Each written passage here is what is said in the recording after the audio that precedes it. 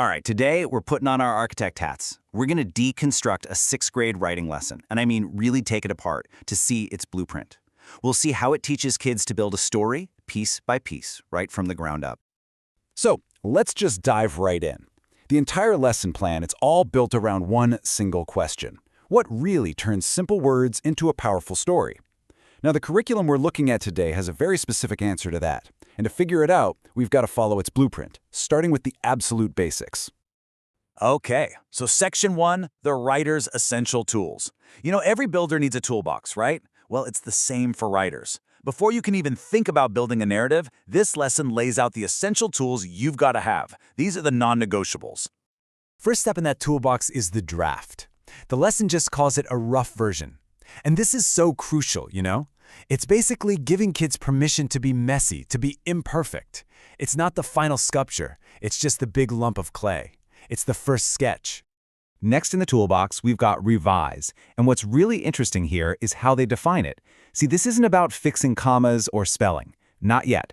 It's about the big picture stuff, improving the ideas. This is like the architectural phase of rewriting, where you're knocking down a wall or adding a whole new wing to the house. And that brings us to editing. This is where you start to polish. Once the house is built and the walls are in the right place, then you go in and paint. You fix the wiring. That's the grammar, the spelling, the punctuation. The lesson makes this distinction crystal clear. Revise the ideas, edit the mechanics. Okay, the next tool in the kit is a big one. It's not about what you're writing, but who you're writing for, the audience. This is huge because it forces the writer to step outside their own head. You have to ask, am I building a skate park or a retirement home? The answer totally changes how you build it, right? And finally, we have clarity. This is kind of the whole point of all the other tools. It's the ultimate goal. I mean, if your audience can't figure out what you're trying to say, the whole story just falls apart. So drafting, revising, editing, it's all about getting to this one thing, being understood. So, to make sure all these ideas really stick, the lesson has this simple matching exercise. But check this out. What's really clever here is how revise is used for two different things: changing a boring sentence and fixing a run-on sentence.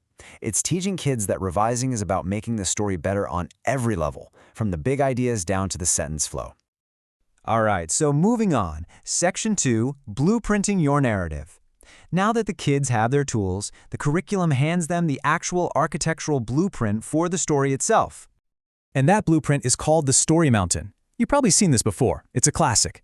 Basically, you start at the bottom by introducing your characters and setting. Then you start climbing. That's the problem. The middle is all the tricky stuff, the events you have to get through. And then you hit the top and come down the other side with the resolution. It's a super simple but really powerful map for telling pretty much any story. But what kind of stories are they supposed to build with this map? Take a look at these writing prompts.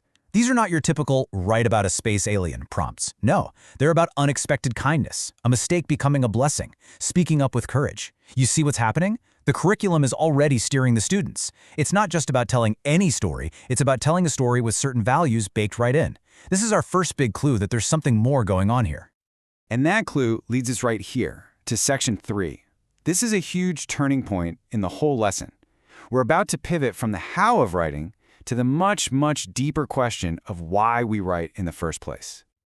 This question right here, this is the absolute heart of the lesson. What message do you want your story to show the reader? And listen to this last part, without saying it directly. Wow. I mean, that is a pretty sophisticated idea for a 6th grader, right? It's the classic show, don't tell. It's about weaving the meaning right into the fabric of the story itself. And then, boom, the curriculum makes the connection totally explicit.